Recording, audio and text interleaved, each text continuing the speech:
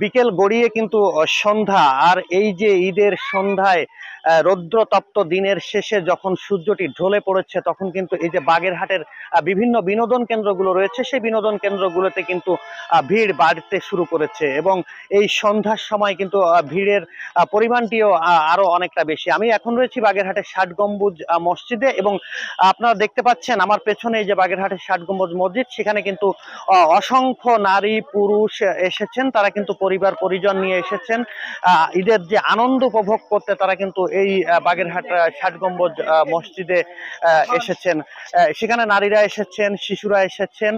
আমি যদি একটি বিষয় বলতে চাই, তাহলে এই যে বাগেরহাটের ষাট গম্বুজ মসজিদ, সেটি কিন্তু পুরাকীর্তির একটি অন্যতম নিদর্শন, এবং পুরাকীর্তির এক অনন্য নিদর্শন বাগেরহাটের ষাট গম্বুজ মসজিদ। এটি বিশ্ব ঐতিহ্যের একটি গুরুত্বপূর্ণ অংশ। তাই দেশের বিভিন্ন প্রান্ত থেকে কিন্তু এই যে ঈদের সময় থাকে বা বিভিন্ন উৎসবের সময় থাকে, সেই সময়টিতে কিন্তু বিভিন্ন প্রান্ত থেকে বিভিন্ন জেলার মানুষ তারা কিন্তু পরিবার পরিজন নিয়ে এখানে কিন্তু ঘুরতে আসেন।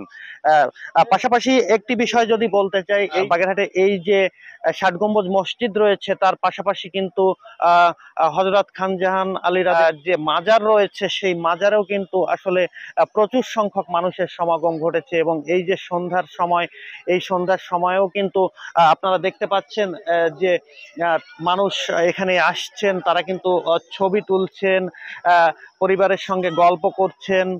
তারা কিন্তু এই যে ঈদের সময়টি রয়েছে, ঈদের সময়টিকে কিন্তু চমৎকার ভাবে উপভোগ করছেন। এবং বাগেরহাটের এই যে ষাট গম্বুজ মসজিদ রয়েছে, যে অন্যান্য সময়গুলো থাকে, এই অন্যান্য সময়গুলোতেও কিন্তু এই জায়গাটিতে যে দর্শনার্থীরা থাকে, সেই দর্শনার্থীদের কিন্তু ভিড় থাকে। এবং এই যে সময়টি থাকে, এই সময়টিতে কিন্তু সেই ভিড়টি আরো বেড়ে যায়।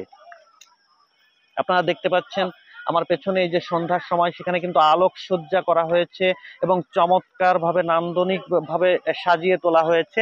এবং একটি বিষয় যদি বলতে চাই, এখানে কিন্তু গতকাল ঈদের দিন ঈদের 3টি জামাত অনুষ্ঠিত হয়েছিল, এবং ঈদের যে 3টি জামাত অনুষ্ঠিত হয়েছিল সেটি সকাল থেকেই কিন্তু চলছিল, এবং সেখানে কিন্তু মুসল্লিদের ব্যাপক পরিমাণে ভিড় ছিল।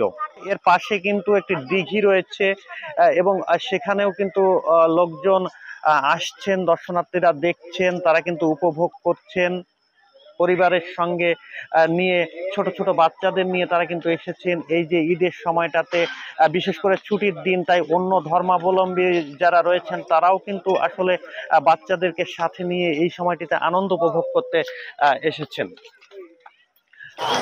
বাগেরহাটের একটি ঐতিহাসিক স্থান হচ্ছে বাগেরহাট ষাট গম্বুজ মসজিদ। এটা প্রত্নতাত্ত্বিকের একটা অন্যতম নিদর্শন। আমরা জানি যে অনেক আগে হযরত খানজাহান আলী রহমতুল্লাহ আলাইহে এই বাগেরহাটে শাসন করার উদ্দেশ্যে এসে, এবং সেই সাথে ইসলামের প্রচারের উদ্দেশ্যে এই মসজিদটি, ঐতিহাসিক মসজিদটি নির্মাণ করেছিলেন। আর সেই থেকেই বাগেরহাটের সকল মানুষ সহ সারা বিশ্বের সকল মানুষ এই মসজিদটাকে একটি অন্যতম মসজিদ হিসেবে গ্রহণ করেছে। ভিতরে অনেক সুন্দর জায়গা আছে, নদী আছে, দিঘি আছে, অনেক সুন্দর সুন্দর জায়গা। আমি লাইফে প্রথমবার এখানে এসেছি। আজকে ফ্যামিলি নিয়ে সবাইকে নিয়ে ঘুরতে আসলাম। মোটামুটি জায়গাটা আমাদের বাগেরহাটের ভিতরে একটা ঐতিহাসিক জায়গা। এখানে আইসাতে দেখলাম সবকিছুই মানে অনেক সুন্দর পরিবেশ, এবং সবাই পরিবার নিয়ে ঘুরতে আসছে। মোটামুটি জায়গাটা দেখার মতোই। আসসালামু আলাইকুম রহমতুল্লাহি ওয়া বারাকাতুহু। আমি এই ঐতিহাসিক ষাট গম্বুজ মসজিদের ভারপ্রাপ্ত খতিব ও ইমামের দায়িত্বে আছি। এই ঐতিহাসিক ষাট গম্বুজ মসজিদে বাগেরহাট জেলার 2 ঈদের প্রধান জামাত এখানে অনুষ্ঠিত হয়, ঈদ উল ফিতর এবং ঈদ উল আজহা। এবছর ঈদ উল আজহার প্রধান জামাত এখানে অনুষ্ঠিত হয়েছে, এবং অনেক লোকের সমাগম হয়েছে, এবং অনেক লোকে নামাজ কালাম আদায় করতে পারছেন সুন্দর মতো। তারপর ঈদ উদযাপন করতেছেন। আজকে ঈদ উল আজহার দ্বিতীয় দিন অনেক দর্শনার্থীর সমাগম। ষাট গম্বুজ মসজিদ পরিদর্শনাতে আসছেন, তারা ষাট গম্বুজ মসজিদ পরিদর্শন করে তৃপ্তি সহকারে আবার বাড়ি ফিরে যাচ্ছেন।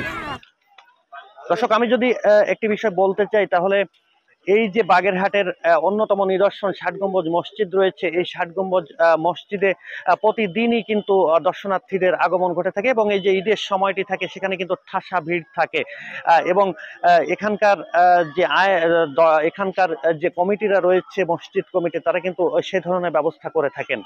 তো এটাই ছিল আসলে বাগেরহাট থেকে আমার কাছে সর্বশেষ তথ্য। অমিত পাল, মোহনা টেলিভিশন, বাগেরহাট।